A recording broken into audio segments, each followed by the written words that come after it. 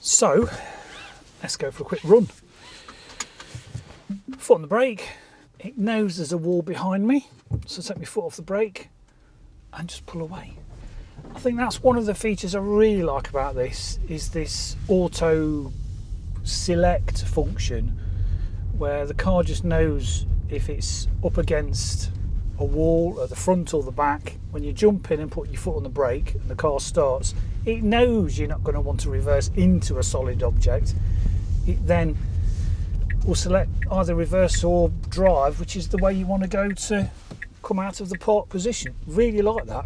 And then if you're doing like a 3-point turn, when you come to a stop from, say, reversing and put your foot on the brake and start to turn the wheel, it will then say on the screen, drive is now activated. So great feature that is. Thought it'd be a bit of a gimmick, but it's really good. I know it sounds a bit sort of, you know, what's the word, like a modern day problem that isn't really a problem. I haven't got to turn a knob and select drive, neutral or reverse. It just does it automatically. I think that's really clever. As regards the lack of buttons, obviously compared to the e-Niro, I don't think, well, the only buttons really are the 2 scrolling wheels on the steering wheel, and then basically 4 areas that you press to activate different functions. Very distinct lack of buttons, which I like more than I thought I would.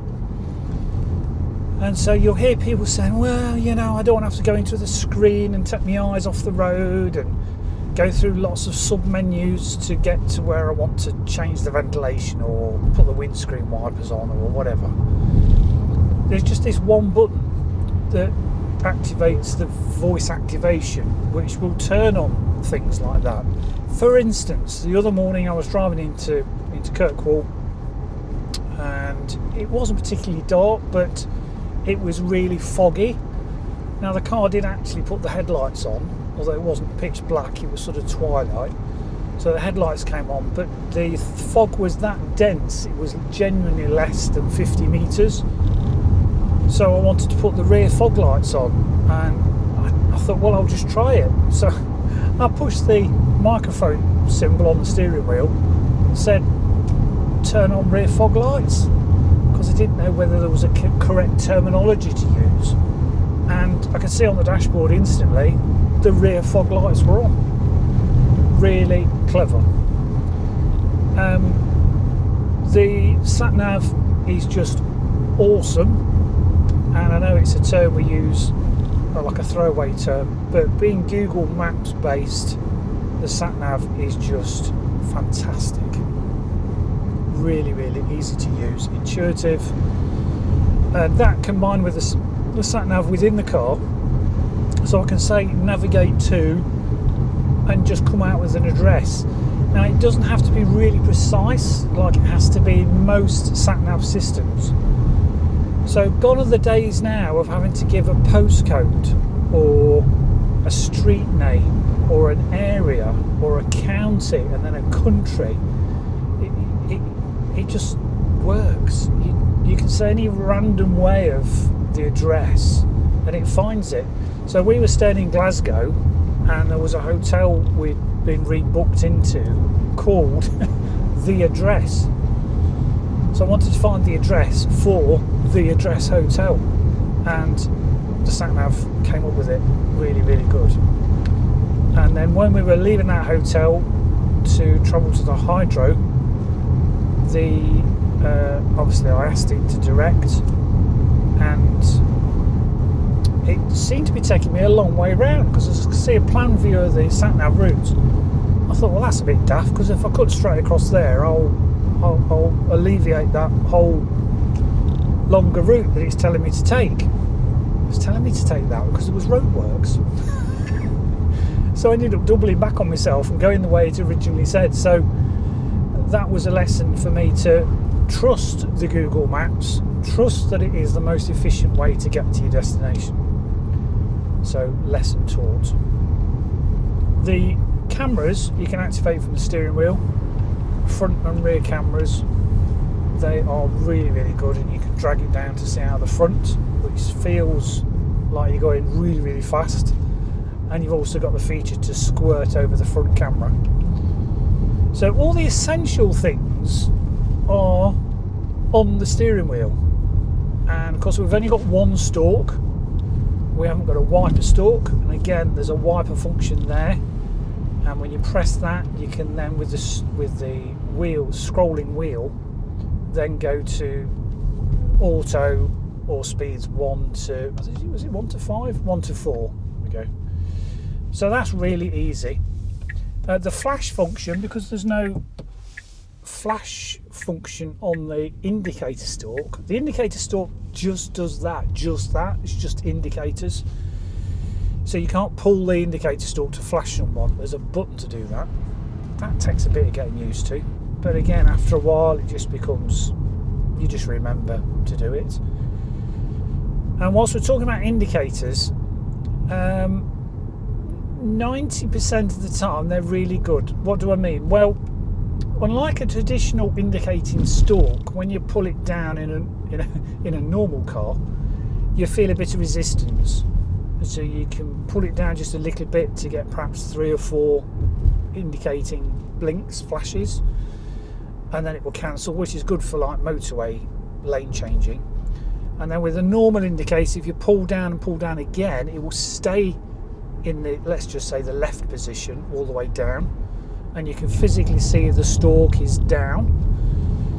You can't do that in the Model Y Juniper.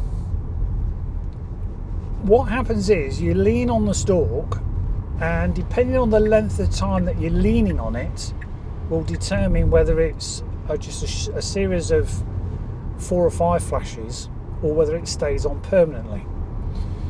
Now with cars in the pack, well, all cars at the moment other than the Tesla Model Y Juniper, when you turn the steering wheel you'll hear a click click click, which is like the mechanism inside the steering column behind the wheel that is on like a ratchet.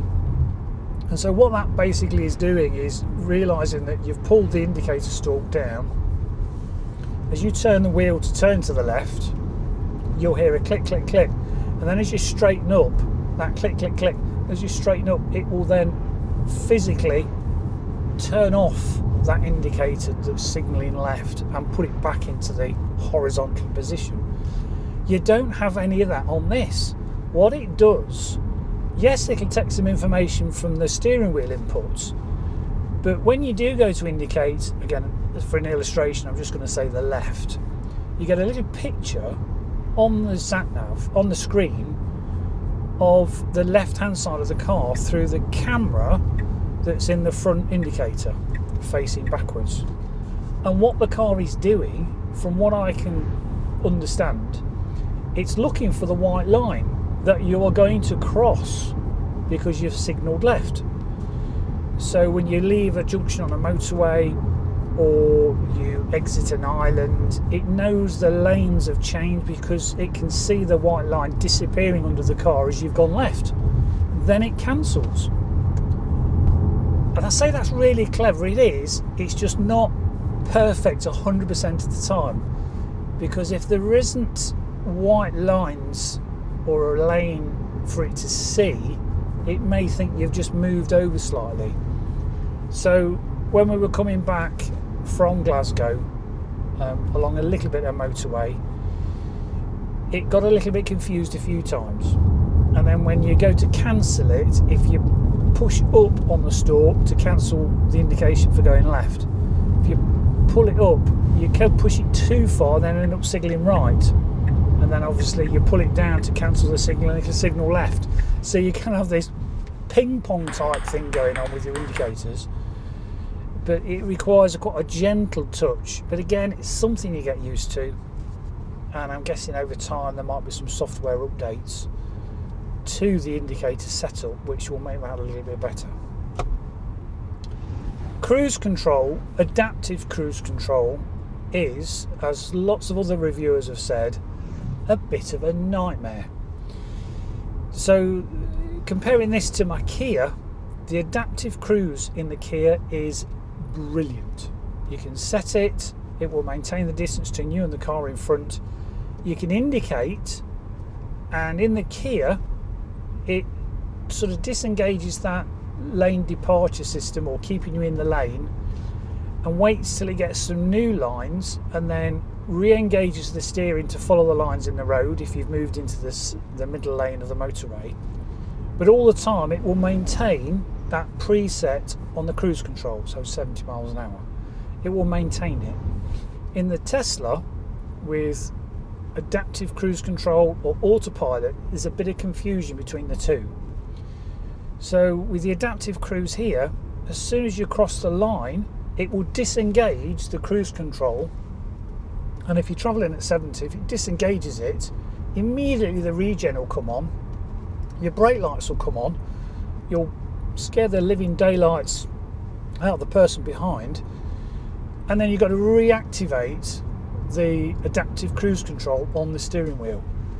That is really annoying / not particularly safe. Now, I understand you can buy the full autopilot package, which includes summon, but it's something like £3,000, and that will alleviate that issue of it cancelling every time you change lanes. Shouldn't have to pay that when other cars and other brands just have adaptive cruise control as standard. That's not right, in my opinion. So hopefully that will be improved in a future update. But as nice as full autopilot would be, I don't want to pay £3,000 for it. I don't think it's just far too expensive. I might pay 300, but not an extra naught on the end, and not £3,000. That's annoying. They're my only gripes, is getting used to the indicators, and the adaptive cruise / autopilot is a bit pants. But the great thing about Teslas is, I think if enough people moan, they will do something about it. Here we go. I'm going to turn off here. Now I'm going to cross this white line, and it's turned off. I didn't think it would, but it did. So there was no input from the steering wheel, but it realised and recognised I'd gone over a white line and sort of exited left, even though I hadn't turned the steering wheel left, if that makes sense. So, yeah. The other thing that is brilliant about this is the total, and I mean total, lack of wind noise. Either that or I'm going more deaf, because I jump in the Kia and you can hear quite a bit of wind noise from right around the wing mirrors and the doors. But in here, the lack of wind noise is absolutely amazing. Really is super quiet. I've not driven the old Model Y, but from people that I know who have owned them for a long time, they do say there's quite a bit of road noise and wind noise, and this is very, very quiet, I have to say. You still hear some road noise if the road surface is particularly gravelly or rough, and a lot of roads here in Orkney are quite rough, and some bits are smooth, and you can audibly tell the difference between the two. But overall, it's a very nice, quiet EV to drive. The other thing I miss over the Nero is the lack of flappy paddles. I love the flappy paddles in the Nero for driving along with zero regen. Now this does have a reduced regen feature, which is new to the Juniper Y, but I would really like to be able to turn regen off altogether, because that makes any EV more efficient. Talking of efficiency, on the way back from Glasgow to Scrabster to catch my boat back here to Orkney, for about 10-20 miles I was averaging I think it was 1.7 kilowatts used per 10 miles. Overall, I'm still really pleased with it. Probably going to find loads of bits and bobs that I've not yet found, because I don't read the manual. Who does read manuals? The manual of which, of course, is just on the screen online. Fart mode's been funny. That's always raised a smile with people who've been in it for the first time. We brought 4 adults back up from Glasgow with us. So myself, Ursula, and a couple of friends, with all their clobber. Their diesel pickup broke down, so we gave them a lift home. Diesel injector fuel line came off. No, turbo oil feed line came off the turbos and deposited oil everywhere. Something you don't get with an EV. So we gave them a lift home. They didn't think they'd get all their stuff in the car along with our stuff, and it did. And admittedly, it was up to the rear of the parcel shelf in the boot, but I could still see out the back window fine. So we got all 4 lots of luggage for 4 adults in the car, and of course something in the front trunk as well. Other things I like about the car: driving position's lovely.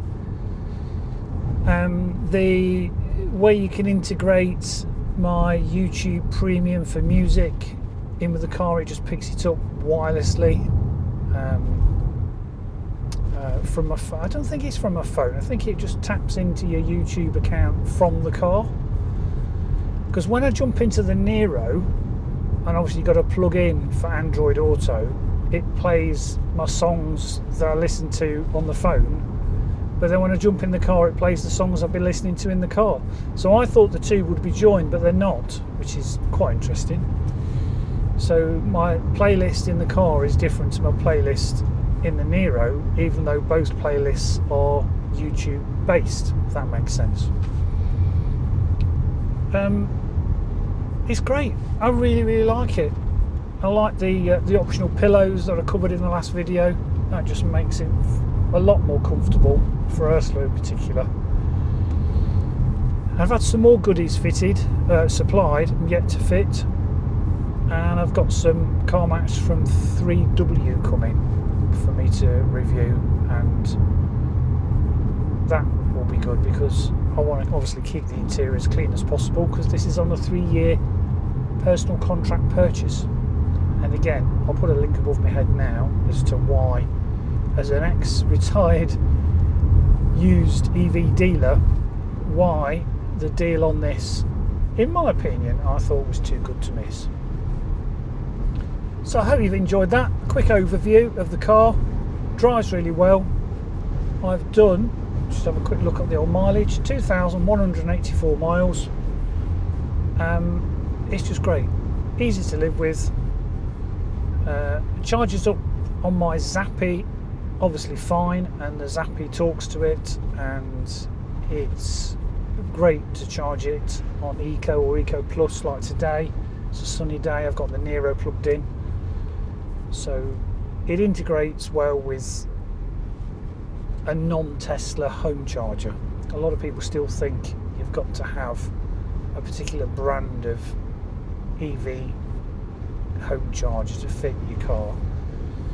The only thing that you don't get with a Tesla supercharger, you get that supercharger. With a Tesla home charger, you do get the little button on the Type 2 cable to press and it opens the flap. But Tesla recently did an update where obviously the 𝐷𝐴 doesn't have the button on the Type 2 connector. So in the past you've got to get in the car, open the flap, or unlock the car and press the flap, or go into the app to unlock the flap to plug in. But now they've done it whereby if you're standing next to the car with your phone in your pocket, if you open the rear door handle, that would be the rear near side door handle, hold for 3 seconds, it unlocks the flap, which is really clever. And that works the other way if you want to disconnect from the car as well, at mid-charge or at the end of the charge. So that's really useful.